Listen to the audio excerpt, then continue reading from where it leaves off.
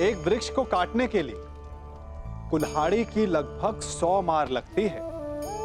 हाँ, अंतिम प्रहार उसे अवश्य गिरा देता है। तो क्या पहला प्रहार निष्फल हो गया?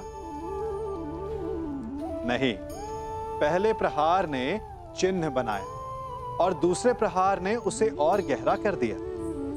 और इसी प्रकार हर प्रहार उस वृक्ष के तने को इतना दुर्बल बना देता है कि अंतिम प्रहार वृक्ष को धराशायी कर जाए। इसलिए यदि आपका पहला प्रहार असफल हो जाए तो स्वयं को असफल मत समझो, प्रहार करते जाओ। अर्थात सफलता के लिए फल की कामना ना करें। हमें अपना कर्म करते रहना चाहिए। स्वर्ण को भी कुंदन बनने के लिए ताप सहना होता है। हीरे को भी चमक पाने के लिए सान पर स्वयं को घिसना पड़ता है। इसीलिए यदि सफलता की चमक चाहिए तो परिश्रम करना पड़ेगा और कठिनाइयों का ताप सहना होगा।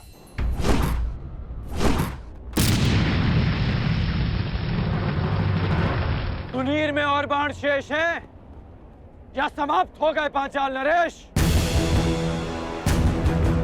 सम्राट, एक बात तो माननी पड़ेगी, तुम्हारे इस मित्र कर्ण का कोई तोड़ नहीं ना।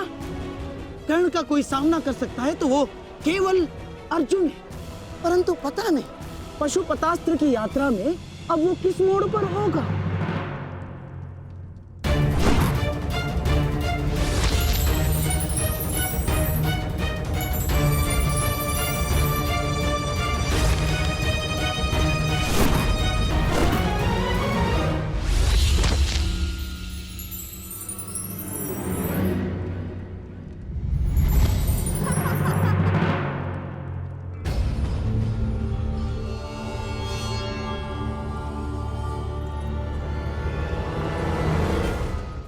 बड़े भोले हो तुम कौनते।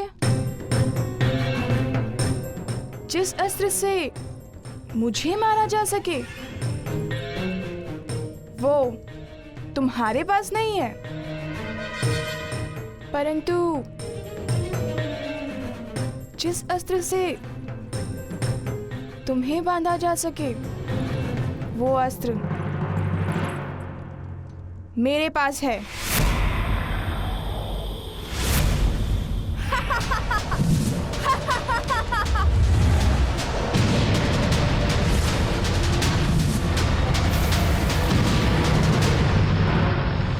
साधारण नारी नहीं हूं मैं,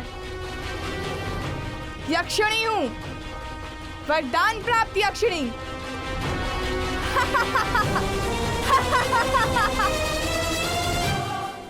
इस कर्ण के सामने हमारा हर प्रहार असफल है पिताश्री। समय आ गया है पांचाल के सबसे घातक अस्त्र को प्रस्तुत करने का।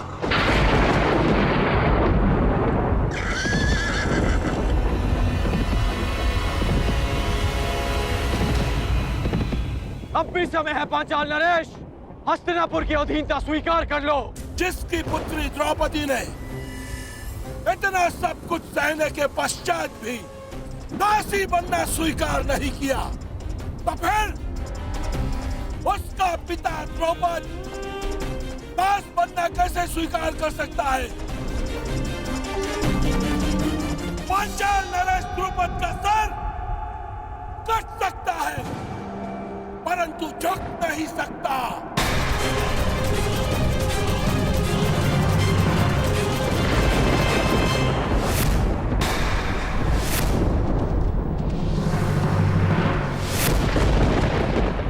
मुझे युवराज दुर्योधन के चरणों में राजाओं के मस्तक चाहिए, झुके हुए मिले तो उत्तम, अन्यथा कटे ही सही।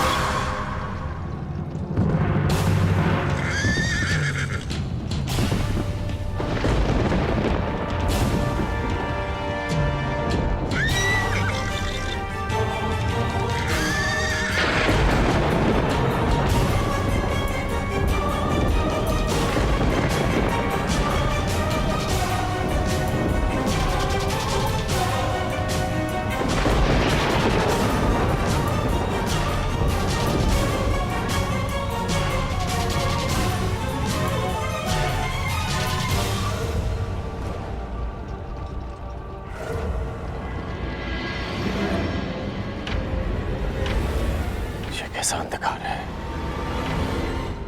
कैसी माया है ये।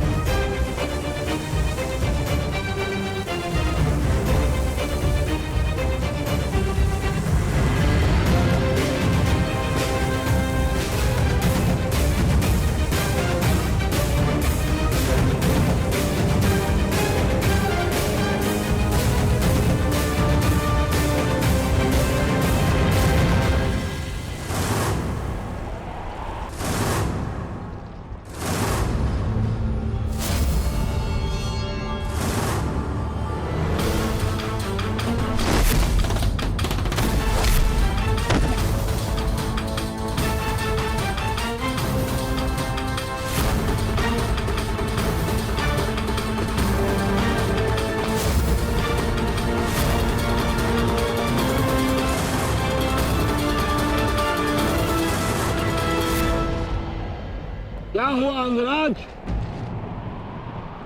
क्या हुआ? अब करो प्रहार। प्रहार करो अंगराज, प्रहार करो। कौन है ये?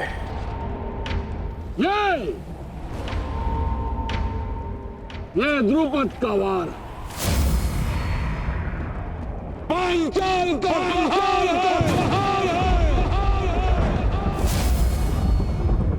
चलो युद्ध करो। बच सकते हो तो बचो।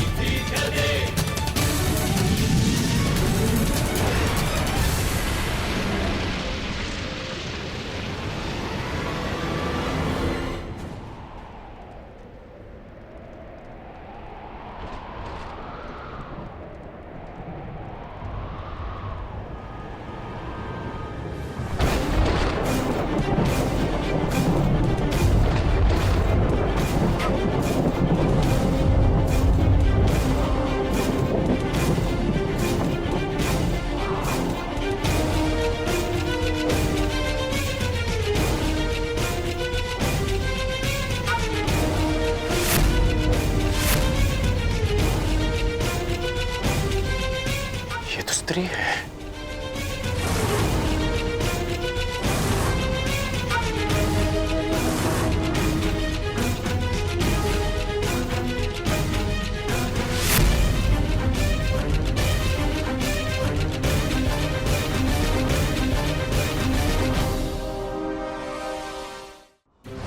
सावधान कर्ण।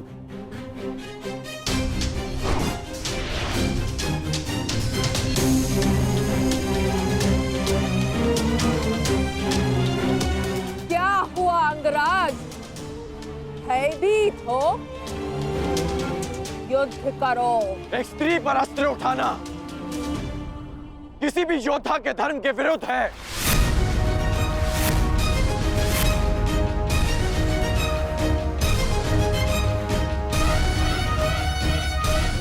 अब क्या करोगे मित्रगण? क्या स्त्री पर अस्त्र न उठाने के कारण हम दिग्विजय का पहला ही युद्ध हार जाएंगे? रुको मत अंगराज, युद्ध करो, क्योंकि जब तुम युद्ध करोगे तब तुम पराजित होगे, और जब हस्तिनापुर पराजित होगा तभी वो आएगा, तभी वो आएगा।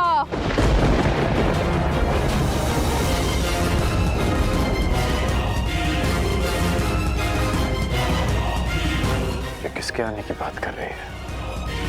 तुम सबको बंदी बनना होगा, तभी वो आएगा, तभी मेरे जन्मों का प्रतिशोध पूर्ण होगा। मामा जी, ये किसकी बात कर रही है? किसे लाना चाहती है वो यहाँ पे? मेरा प्रतिशोध पूर्ण करने के लिए उसे आना ही होगा।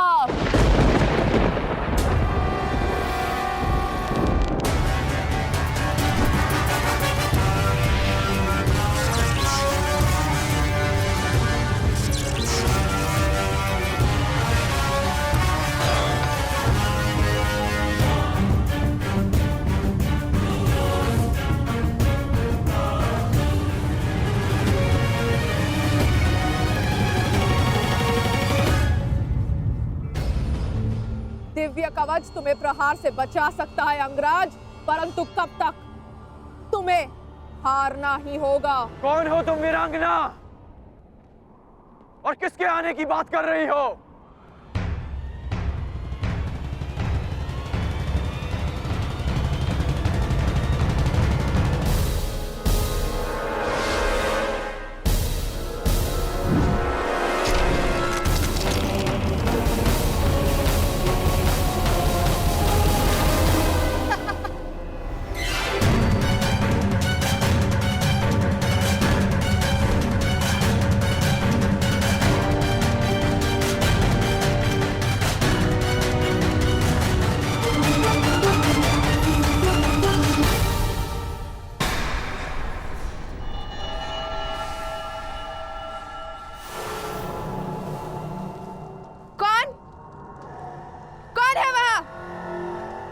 किसने मेरे प्रहार को रोका है?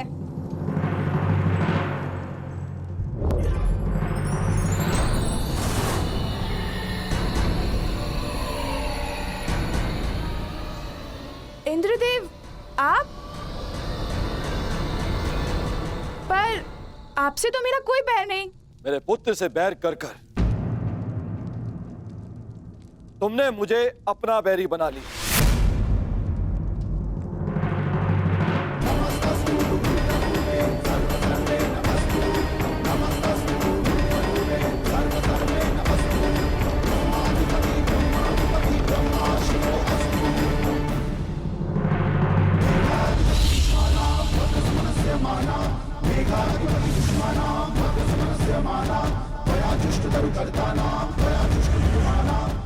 आप ऐसा नहीं कर सकते।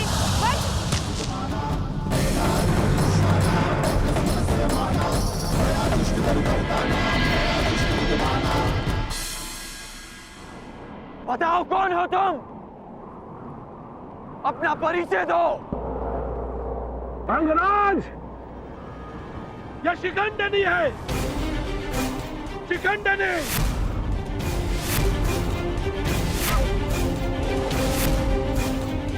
मेरी पुत्री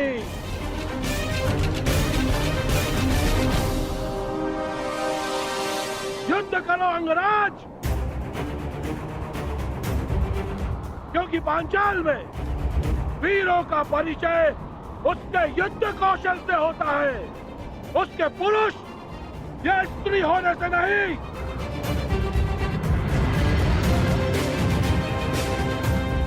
और यदि लड़ने का साहस नहीं है तो बुलाओ उसे, मेरे सामने लाओ। मैं एक स्त्री पर अस्त्र नहीं उठा सकता, और ये पता नहीं किसे लाने की बात कर रही है।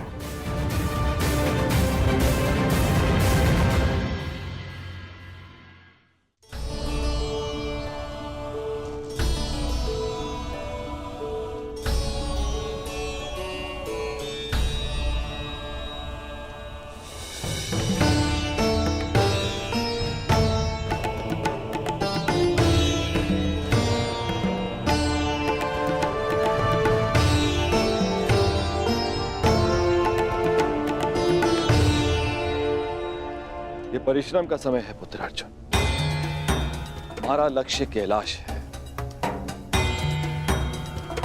जाओ, कैलाश का मार्ग उस ओर है। जाओ अर्जुन, कैलाश की ओर प्रस्थान करो। विजयी भाव, यशस्वी भाव, सफल भाव।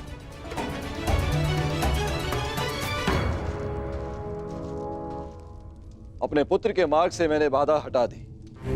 अब अपने पुत्र के शत्रु के मार्ग में बाधा उत्पन्न करना ही मेरा लक्ष्य होगा। सावधान कर्ण, देवराज इंद्र अपना प्रतिशोध लेकर रहेगा। कर्ण, प्रहार करो। यदि तुमने प्रहार नहीं किया तो मैं प्रहार करूंगा। नहीं युवराज, नहीं।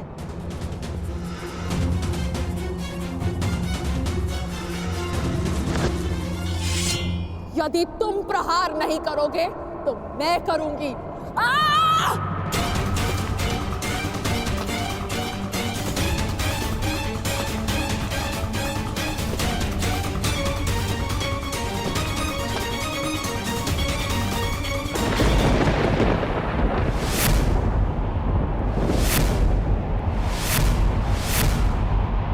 आ गया वो। आज मेरे जन्मों का प्रतिशोध पूर्ण होगा।